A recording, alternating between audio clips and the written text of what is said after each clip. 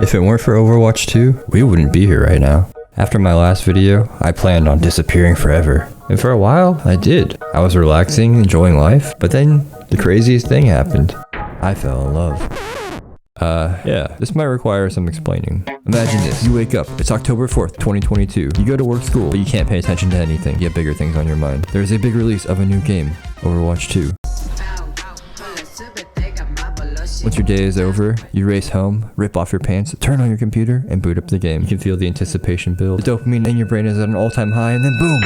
You feel your heart sink as you read the screen. Yep, this feels about right. I don't know what I expected, but I cut them some slack because Activision, Blizzard, Mojang, Bungie is a small indie developer, so I didn't hold it against them. After a week of impatiently waiting for them to get their shit together, the servers magically started to work properly. Wait, it's working! And once I got into games, my god, it was glorious. I was instantly hooked back in. You know that scene in Star Wars when Han and Chewie step back into the Millennium Falcon for the first time, and Han says, "Chewie, we're home." And then Chewie lets out a mighty roar. That's what it felt like. And the gameplay.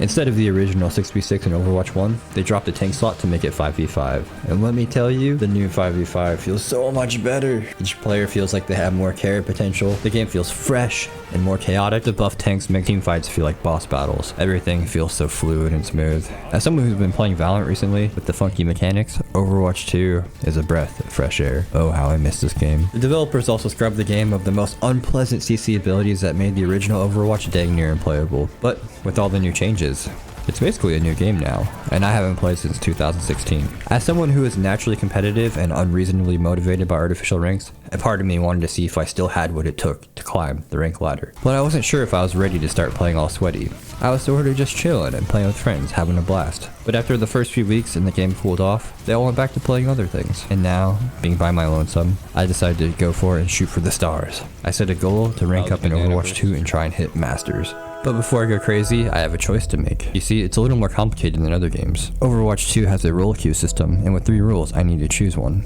Damage, tank, or support. If I tried to get better at all 3, I'd be the jack of all trades, and yet, master in none. It would be overwhelming to learn all the roles, multiple characters, while also figuring out the core gameplay at the same time. If I wanted to stand a chance, I would need to specialize. I gave myself a few days to test out each role and figure out what I felt a natural calling to. And during this exploration phase, I tested out a ton of stuff. I tried tanking on Reinhardt, Zarya, went ton damaging on Genji, Pharah. I liked how much impact you could have as tank and how crazy and game-changing DPS ultimates are. But weirdly enough, at the end of the day, I had the most fun on support, and that's where this love story began. It all happened while I was testing out a few support heroes. I wanted to play a support where I could still improve my aim, so that meant I wasn't going to play Mercy or Moira or Lucio. And then I found this weird character. She's an old Egyptian grandmother, and her name is Ana. As soon as I started playing her, I realized she was the one. I was hooked. And Ana has some of the most powerful abilities on cooldown.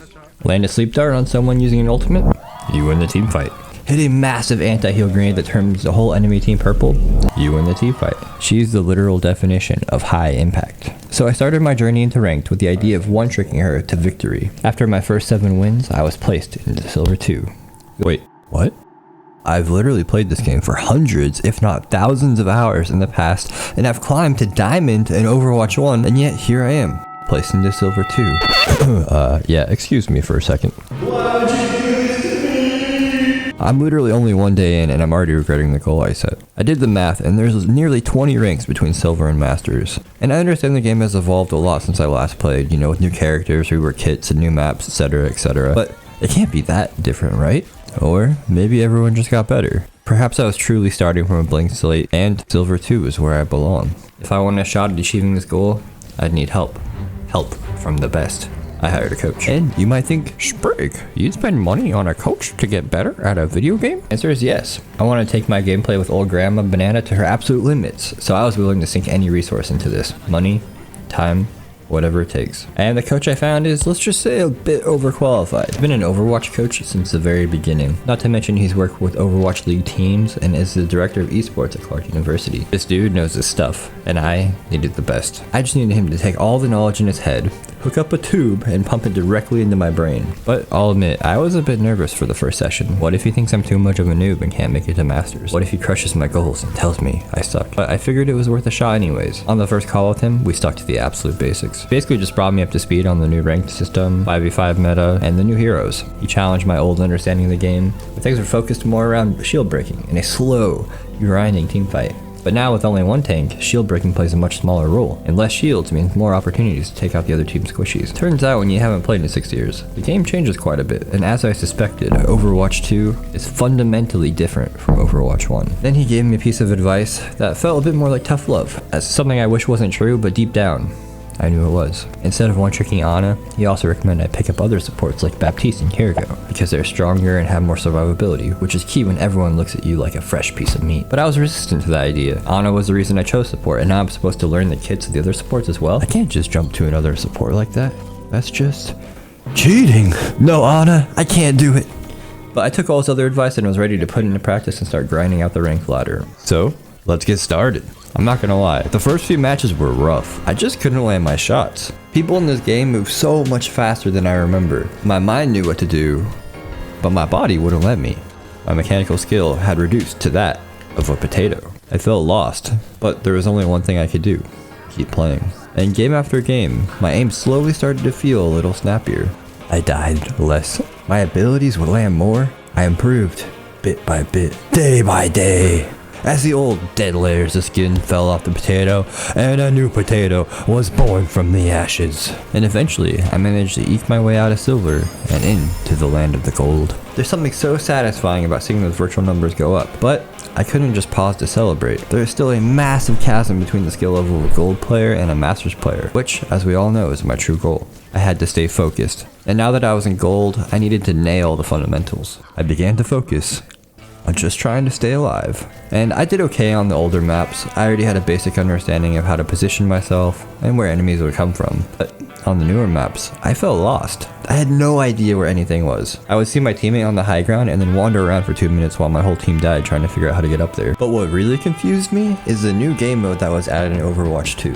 It's called Push. And Push is weird. It's that one game mode with the robot that runs back and forth like it really needs to go to the bathroom. And on a normal map in Overwatch, the payload moves in, somewhat of a straight line. But in Push, this constipated robot runs in all sorts of strange directions. And as the robot progresses, the spawn points change like crazy.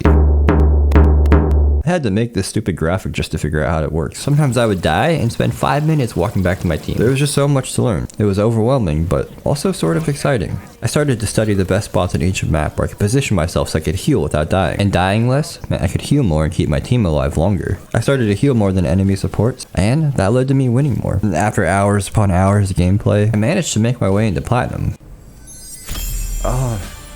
There's no way. But as Overwatch give us, Overwatch take us away. That's when I got stuck in the Plat lands. Just a small drop. New rank up? No. I'm back in Plat 3. Come on.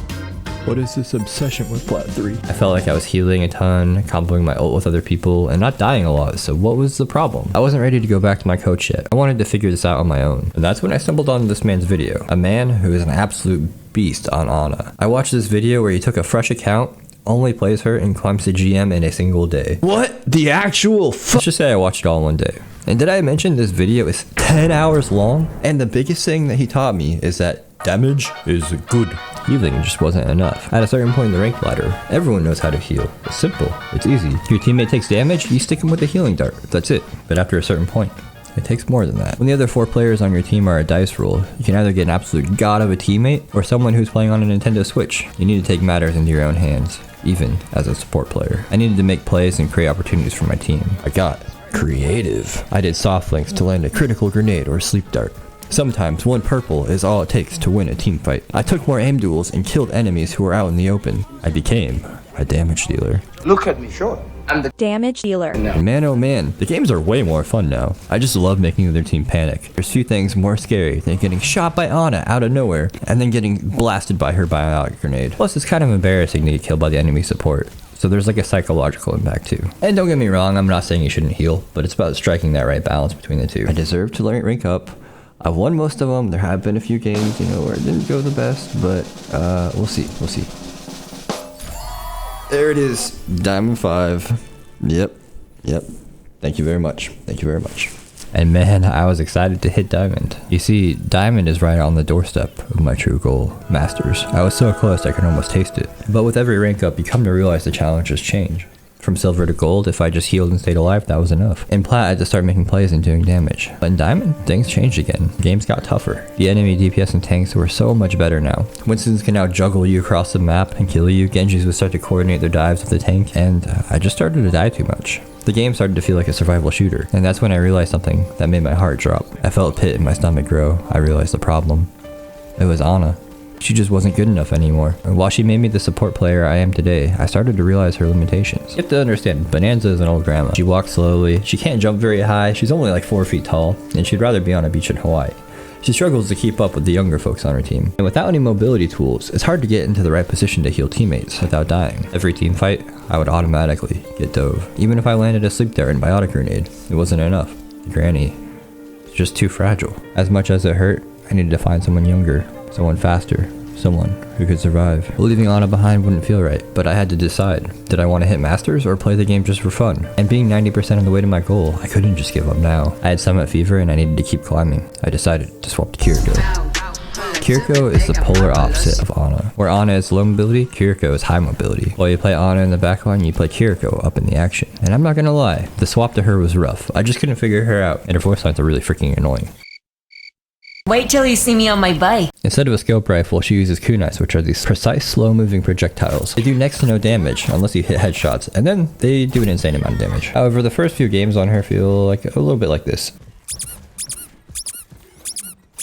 With every missed kunai, I could feel the wasted potential of her kit. I needed help, so I went back to my coach. And man, oh man, he roasted my gameplay. I was in Diamond now, but I was pretty sure I was playing Kiriko at like a silver level. I was tunnel visioning bad, not healing enough, and spending most of my time just wandering around the map trying to figure out what to do. I guess there are downsides to one-tricking. I probably should have gone to quick play to figure out how to play her first, but jumping straight into the fire is always the fastest way to learn. With the help of my coach, I started to get better on Kiriko. He taught me stuff like pre-healing your team as to peak angles, aggressively trying to assassinate squishies, so much more. But the biggest thing is, he really wanted me to focus on improving my accuracy with the kunais. And this proved to be a big challenge for me. They are really freaking difficult to aim. I ended up having to come up with a training routine to get better with them.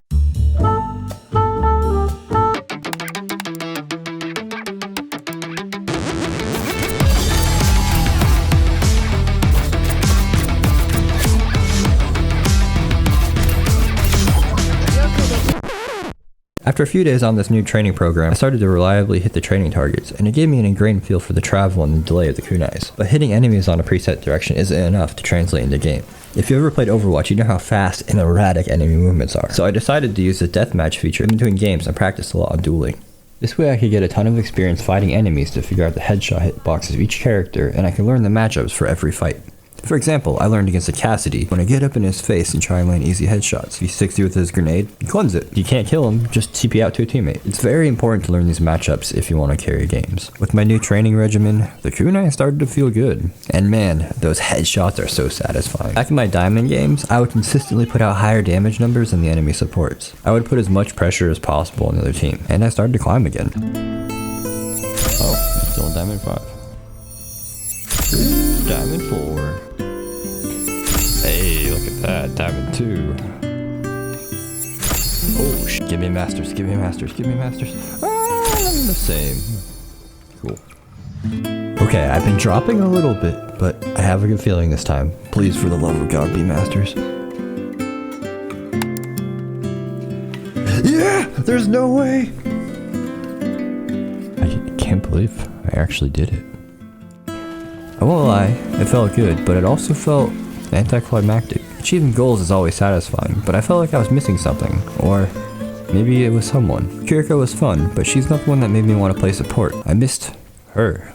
And as Season 1 Overwatch wrapped up and Season 2 came out, there's been some big changes. Overwatch was released, the meta has changed a ton, and my rank was reset to Platinum. And for whatever reason, I felt my motivation to play just drop away. Why would I play support on a character that I'm not a big fan of? Into a tank that fists you every 2 seconds, just to grind to an artificial rank that will disappear every season. I wish I could say I'm a changed man, who on the other side of the journey to Masters is wiser and smarter and, more attractive. But I'm still the same person, who granted is a lot better at Overwatch now. But being a little burnt out on ranked play, I decided to go to quick play and, just play casually. And that's when I was reunited with her, my Anna. And the universe felt right again. At least now I get to flex on all the quick play noobs with this cool title.